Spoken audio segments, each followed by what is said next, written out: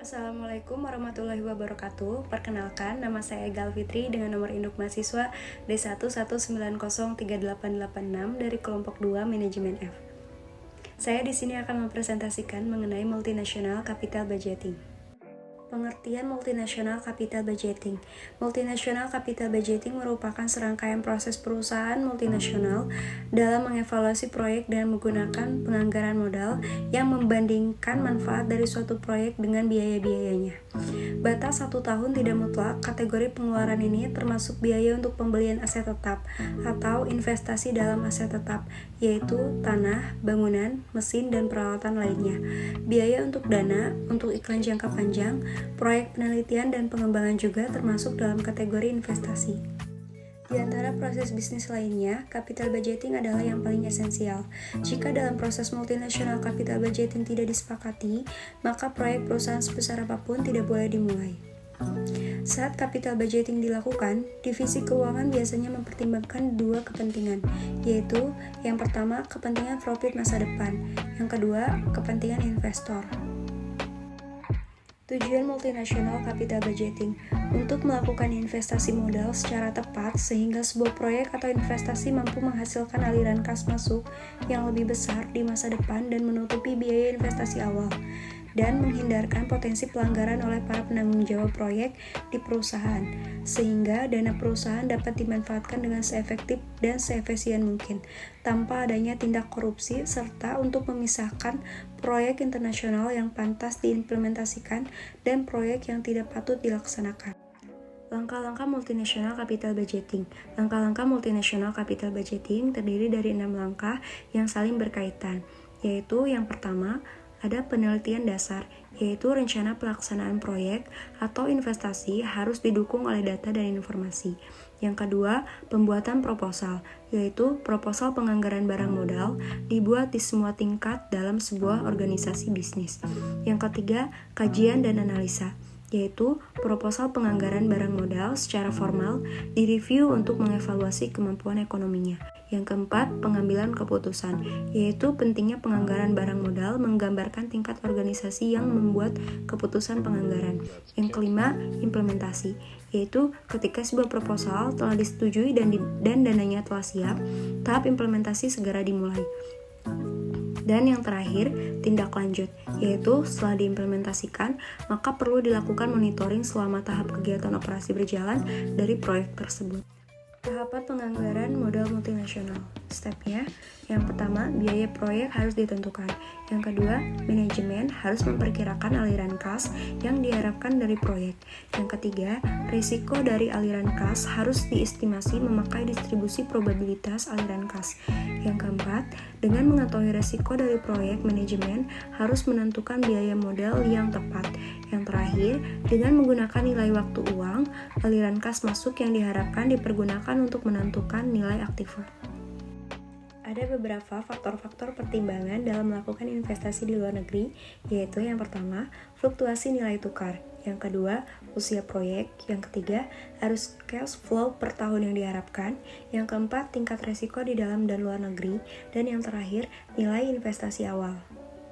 Faktor-faktor yang mempengaruhi multinational capital budgeting. Yang pertama, fluktuasi nilai tukar, yaitu valuta asing selalu berfluktuasi sepanjang waktu, baik menguat maupun melemah. Sulitnya peramalan kurs secara benar dan akurat menyebabkan MNC harus membuat beberapa skenario untuk mengantisipasi perubahan valuta asing. Ada 2 skenario yang dapat dipergunakan, yaitu skenario pesimis dan skenario optimis. Yang kedua, inflasi, yaitu inflasi merupakan suatu keadaan menaiknya harga barang secara terus-menerus. Kenaikan inflasi bisa mengakibatkan membesarnya biaya variabel per unit.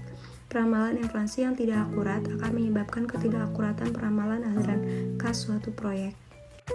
Yang ketiga, struktur penganggaran, yaitu sebuah perusahaan dapat memilih bentuk pembiayaan dengan modal sendiri atau meminjam dari bank atau lembaga keuangan. Bentuk alternatif pembiayaan seperti ini dapat pula ditentukan dengan analisis penganggaran modal. Yang keempat, blokade dana, yaitu dalam beberapa kasus, negara tuan rumah mungkin melakukan pelarangan atas dana yang akan dikirimkan oleh perusahaan anak ke perusahaan induk.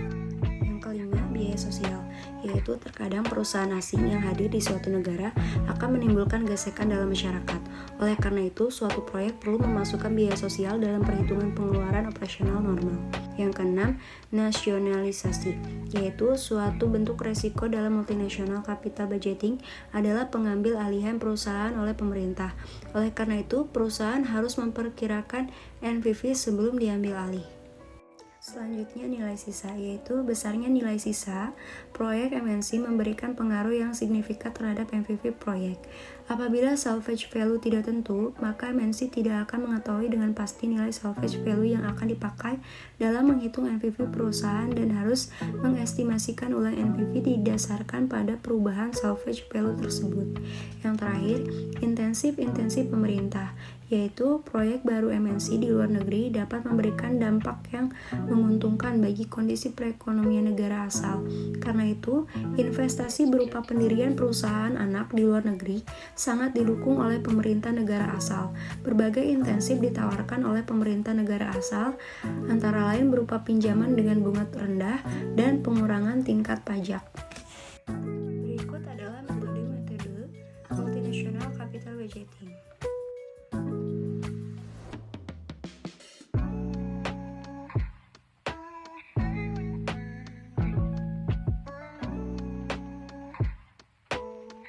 Kompleksitas multinational capital budgeting terdiri dari yang pertama, estimasi arus kas lebih rumit untuk investasi di luar negeri.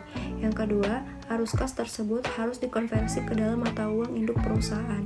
Yang ketiga, dividen dan royalti pada umumnya dikenakan pajak baik oleh pemerintah negara asing maupun pemerintah negara asal. Yang terakhir, selain kompleksitas analisis arus kas, biaya modal dapat berbeda untuk proyek asing dibandingkan dengan proyek domestik yang setara, karena proyek yang mungkin lebih atau kurang beresiko. Manfaat multinational capital budgeting yang pertama, dapat menunjukkan faktor resiko proyek atau investasi, yaitu dalam proses multinational capital budgeting, divisi keuangan wajib meneliti resiko-resiko apa saja yang berpotensi terjadi jika proyek dimulai. Daftar resiko tersebut kemudian wajib ditimbang dan dicari solusinya. Jika ternyata resikonya terlalu besar, maka pihak penanggung jawab wajib mengajukan rencana solusi sebelum proyeknya disetujui.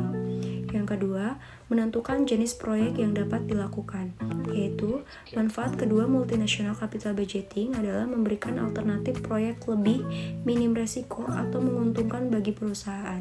Siapapun dapat mengajukan rencana proyek guna melewati proses multinational capital budgeting, akan tetapi perusahaan berhak menentukan rencana mana yang lebih baik didanai.